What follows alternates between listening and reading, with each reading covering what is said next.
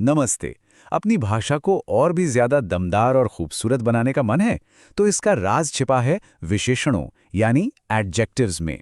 चलिए आज इस कमाल के टॉपिक की गहराई में उतरते हैं। कभी सोचा है अपनी बातों में या लिखते वक्त उसमें जान कैसे डाली जाए?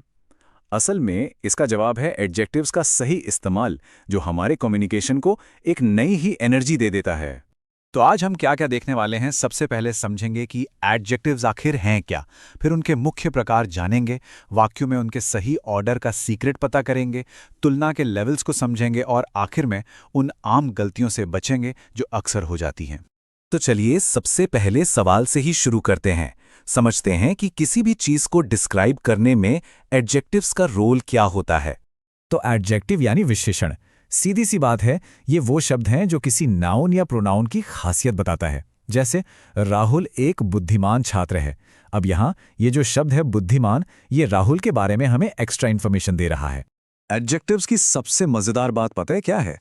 ये कि ये कितने वर्सेटाइल होते हैं। मतलब साइज, शेप से लेकर फीलिंग्स और टाइम तक ये हर तरह की क्वालिटी बता सकते हैं। अब एडजेक्टिव्स को ना उनके काम के हिसाब से अलग अलग ग्रुप में बांटा जा सकता है, मतलब कि वो किस सवाल का जवाब दे रहे हैं। चलिए इन ग्रुप्स को जरा समझते हैं। वैसे तो एडजेक्टिव्स के कई टाइप हैं, पर हम आज सबसे जरूरी वालों पर फोकस करेंगे ताकि बेसिक्स एकदम क्लियर हो जाएं और नींव मजबूत बने। अच्छा, इन दोनों में फर्क करना बहुत आसान है। एक सवाल पूछता है किस तरह का, जैसे काला घोड़ा, और दूसरा पूछता है कितना, जैसे ज्यादा पानी। सिंपल है ना? फिर आते हैं संख्यावाचक विशेषण। जैसा नाम से ही पता चल रहा है, ये हमें कितने या किस नंबर पर ये बताते हैं। इसके भी दो टाइप होते हैं, एक तो डेफिनेट जैसे एक, दो या पहला, और दूसरा इनडेफिनेट जैसे कुछ, कई, अनेक। अब एक सवाल जो अक्सर परेशान करता है कि अगर एक ही सेंटेंस में ढेर सारे एडजेक्टिव्स लगाने हों तो उनका सही ऑर्डर क्या होगा? घबराइए मत, इसका भी एक सीक्रेट कोड है और वो है OSASCOMP। ये है वो सीक्रेट कोड OSASCOMP। इसे एक तरह से परफेक्ट सेंटेंस बनाने का फॉर्मूला समझिए। ये हमें एडजेक्टिव्स का सही क्रम याद रखने में मदद करता है।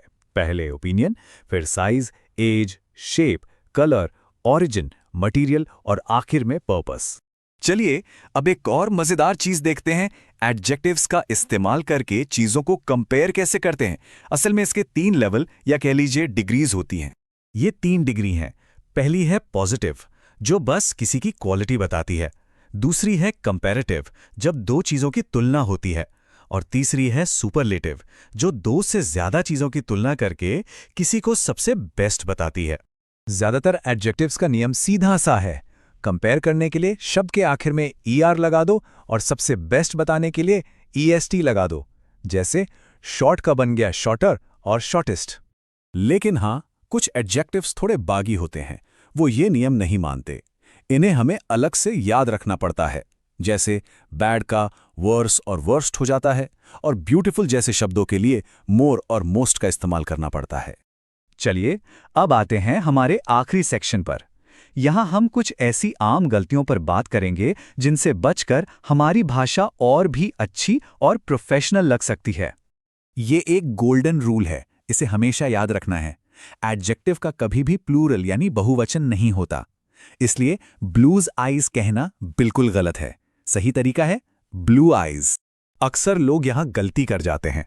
कुछ शब्द हैं जैसे सीनियर, जूनियर, सुपीरियर और इंफीरियर। इनके साथ तुलना करते वक्त दैन नहीं बल्कि टू लगता है। ये थोड़ा ट्रिकी लग सकता है, पर इसका लॉजिक बहुत सिंपल है। जब कैलकाटा की तुलना भारत के शहरों से कर रहे हैं तो कैलकाटा को उस ग्रुप से बाहर तो रखना पड़ेगा ना। इसीलिए एनी सिटी की जगह एनी अदर सिटी कहना सही है। हाँ, और ये भी बहुत जरूरी है, कुछ शब्द ऐसे होते हैं जो अपने आप में ही पूरे होते हैं। क्या कोई चीज ज्यादा परफेक्ट हो सकती है? नहीं ना, या तो वो परफेक्ट है या नहीं है। इसी तरह यूनिक या राउंड जैसे शब्दों की भी कोई तुलना नहीं हो सकती।